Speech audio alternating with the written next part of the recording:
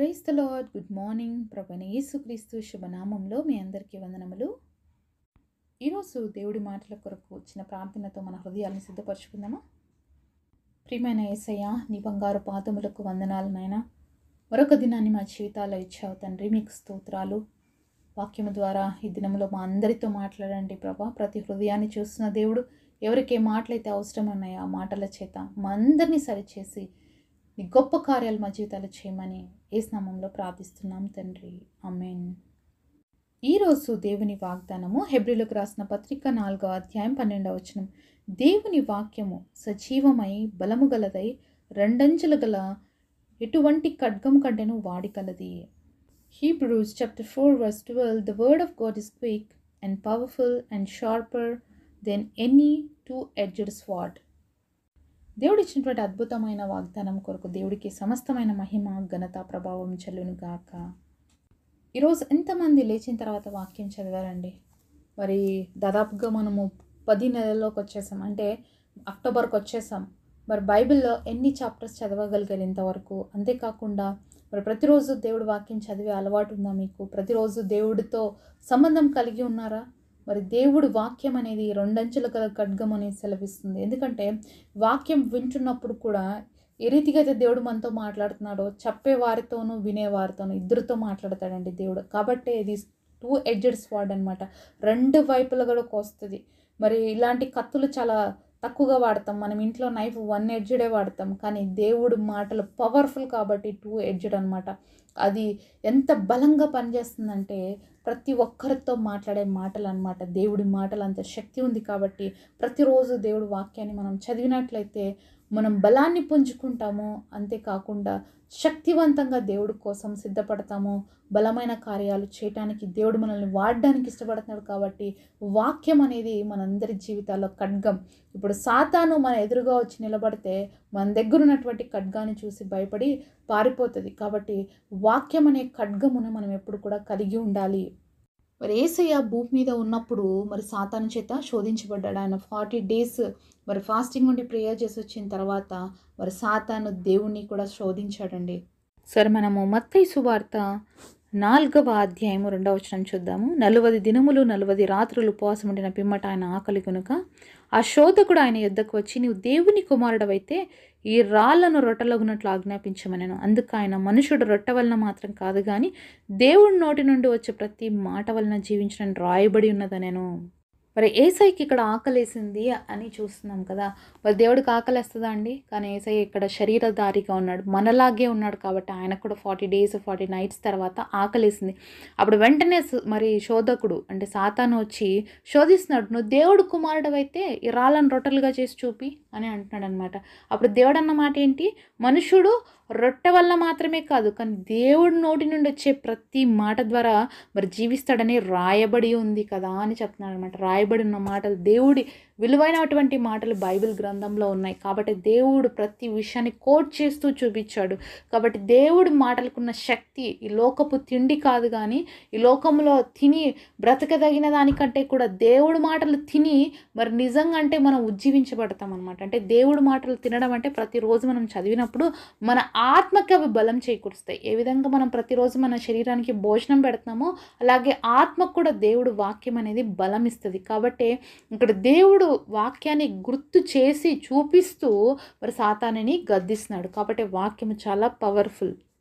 తర్వాత మళ్ళీ 6వ వచనంలో చూస్తే, నీవు దేవుని కుమారుడు అయితే క్రిందికి దుముకుము, ఆయన నిన్ను గురించి తన దూతలకు ఆజ్ఞాపించును, నీ పాదం ఎప్పుడైనా రాతికి తగలకుండా నేను చేతులతో ఎత్తుకుందురు అని రాయబడి ఉన్నదని అతనితో చెప్పాను. అందుకు యేసు, ప్రభువైన నీ దేవుని నీవు శోధింపవలదని మరొక చోట రాయబడి ఉన్నదని వానితో చెప్పాను. మరి ఇక్కడ దేవుడు వాక్యాన్ని సాతాను కూడా చెప్తుంది చూడండి. మరి నువ్వు ఇక్కడ పైనుంచి దూకేసేయి, దేవుడు నీకు దూతలు పంపిస్తాడు, నీకు ఏ హాని తగలకుండా కాపాడతానని బైబిల్లో రాయబడి ఉంది కదా, దేవుడు వాక్యం చెప్తుంది కదా అంటే వెంటనే ఏసేమని తెలుసా, నీ దేవుడిని నువ్వు శోధించకూడదు అని చెప్పేసి కూడా రాయబడి ఉంది అని చెప్తాను. అంటే సాతానికి వాక్యము తెలీదా అంటే బాగా తెలుసండి. మనకంటే కూడా చాలా బాగా తెలుసు సాతానికి. కాబట్టి మనం సాతాన్ని ఎదుర్కోవాలి అంటే బైబిల్ చదవాలి. సాతానికి మరి సమాధానం చెప్పాలి అంటే మనం ఏం చేయాలి? బైబిల్ చదవాలి. సాతాను దేవుడిని ఎలా శోధిస్తున్నాడు? ఇప్పుడు వాక్యంతో శోధిస్తున్నాడు. మరి దేవుడు ఎలా చెప్తున్నాడు? ఇది కూడా రాయబడి ఉంది, నువ్వు దేవుడిని శోధించకూడదని రాయబడి ఉంది అన్నప్పుడు అక్కడి నుంచి వెళ్ళిపోతాడు. మళ్ళీ దేవుని శోధిస్తాడు. 9వ వచనం చూద్దాం. నువ్వు సాగిలపడి నాకు నమస్కారం చేసినడలా వీటన్నిటి నీకు ఇచ్చేదనని ఆయనతో చెప్పగా, యేసు అనిత సాతానా పొమ్ము, ప్రభువైన నీ దేవునికి మృక్కి ఆయనను మాత్రమే సేవింపవలని రాయబడి ఉన్నదనెను. అంతటా అపవాది ఆయన్ని విడిచిపోగా ఇదిగో దేవదూతలు వచ్చి ఆయనకు పరిచర్య చేసిరి. మరి మూడోసారి మరొక ఎత్తైన స్థలంలోకి తీసుకుపోయి నువ్వు నాకు నమస్కారం చెయ్యి అని అంటే దేవుడు వెంటనే ఏమన్నాడు తెలుసా? సాతానా పో, ఈ దేవుడికి మాత్రమే నువ్వు ముక్కాలి అని చెప్పేసి అది రాయబడి ఉన్నదని వాక్యాన్ని చూపించినప్పుడు అప్పుడు సాతాను వెళ్ళిపోయినాడు. ఎంతగా దేవుడిని శోధించాడు చూడండి. మరి దేవుడినే ఇంతగా శోధిస్తే మనం ఎంత అండి? కాబట్టి దేవుడితో ప్రతిరోజు మనం సంబంధం కలిగి ఉండాలంటే ప్రతిరోజు దేవుడి వాక్యం చదవాలి, ప్రతిరోజు ప్రార్థన చేయాలి. దేవుడితో వ్యక్తిగతమైన సంబంధం కలిగి ఉన్నప్పుడే సాతాను మనం జయించగలుగుతాం. రెండంచెల గల ఖడ్గాని మనం చేతపట్టి ప్రతిరోజు కూడా దుష్టుని ఎదిరించే వారిగా ఉండాలి. మరి ఎప్పుడైతే మరి సాతాన్ని దేవుడు గద్దించాడో మరి అది అక్కడి నుంచి వెళ్ళిపోయిందని చూస్తాం. తర్వాత దేవదూతలు వచ్చి దేవుడికి పరిచర్య చేసినట్లుగా మనం చూస్తూ ఉన్నాం. శోధించబడినప్పుడు అనేకమైన పరిస్థితులు గుండా వెళ్ళాల్సి వస్తుందండి. అయితే దేవుడు వాక్యాన్ని మనం కలిగినప్పుడు ధైర్యంతో మాట్లాడగలుగుతాం అనమాట. యేసయ్య ఏ విధంగా మాట్లాడాడో అలాగే మనం కూడా ధైర్యంగా మాట్లాడాలి అంటే మన హృదయంలో ఏముండాలి? దేవుడు వాక్యం ఉండాలి. సాతాను ఊరుకూరుకునే మాట్లాడే మాటలకి పారిపోడండి, దేవుడు మాటలకే పారిపోతాడు. ఇప్పుడు యేసయ్య ఏం చూపించాడు? ప్రతిది కూడా వాక్యాన్ని కోట్ చేస్తూ చూపించాడు. కాబట్టే సాతానికి ఏమైంటది? గుచ్చుకొని ఉంటుంది. కాబట్టి నిలబడలేకపోయినాడు, ఇంకా పారిపోయినాడు. అలాగే నీ మాటల చేత కూడా గుచ్చబడాలంటే నీ మాటలు ఎలా ఉండాలి? దేవుడు మాటలై ఉండాలి. ఎప్పుడు దేవుడు మాటలు మనం మాట్లాడగలుగుతాం? మన హృదయంలో దేవుడు మాటలు ఉన్నప్పుడు.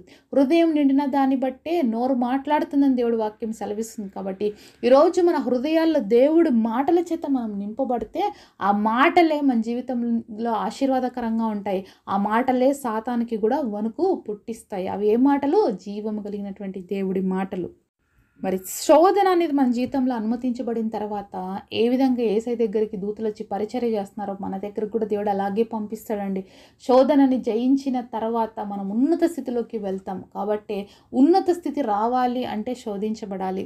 మరి శోధనని జయించాలి అంటే దేవుని యొక్క వాక్యాన్ని మనం కలిగి ఉండాలి.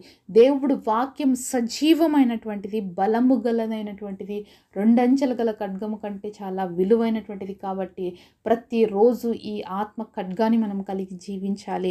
మరి వాక్యం నువ్వు చదువుతున్నప్పుడు ప్రతిరోజు నువ్వు సజీవంగా ఉంటావు. అంతేకాకుండా దినదినము బలం పుంజుకుంటావు. నీ శరీరానికి ఏ విధంగా అయితే ఆహారం పెట్టి రోజు రోజుకి మనం బలపరుచుకుంటున్నామో అలాగే మన ఆత్మకు కూడా ప్రతిరోజు దేవుడు వాక్యాన్ని అందించినట్లయితే మరి దేవుడి మాటలతో మన ఆత్మను తృప్తిపరుచుకున్నప్పుడు మన ఆత్మ కూడా బలపరచబడుతుంది. అంతేకాకుండా బలంగా తయారై సాతానుని ఎదిరిస్తుంది అనమాట. కాబట్టి ఈ రోజు నుంచి మనం దేవుడి వాక్యాన్ని ప్రతిరోజు చదువుదాము. అంతేకాకుండా మన హృదయాల్ని దేవుడి మాటలతో నింపుకుందాం. చదవడం కాదు కానీ, చదివి వదిలేయడం కాదు కానీ, చదివిన ప్రతి ఒక్కటి కూడా ఎక్కడ భద్రపరచుకోవాలి?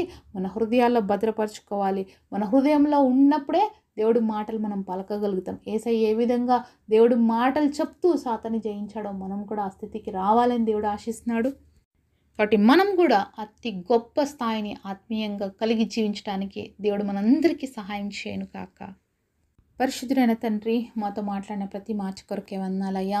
మీరు శోధించబడినప్పుడు వాక్యము చేత సాతాన్ని ఏ విధంగా గద్దించారో అలాగే మా అందరి హృదయాల్లో కూడా నీ వాక్యం నింపుకొని సాతాన్ని ఎదిరించి ప్రభువా నీ కొరకు నిలబడడానికి రెండంచెలైనటువంటి వాక్య ఖడ్గమును మేము ఎప్పుడు కలిగి జీవించడానికి మా అందరికీ కృపనివ్వమని, నీ మెండైన దీవెనలతో ఆశీర్వాదాలతో నింపమని యేసు నామములో ప్రార్థిస్తున్నాము తండ్రి. ఆమేన్. ఈరోజు బర్త్డే అలాగే వెడ్డింగ్ యానివర్సరీ సెలబ్రేట్ చేసుకుంటున్న మీ అందరికీ కూడా wish you happy birthday and happy anniversary. God bless you all.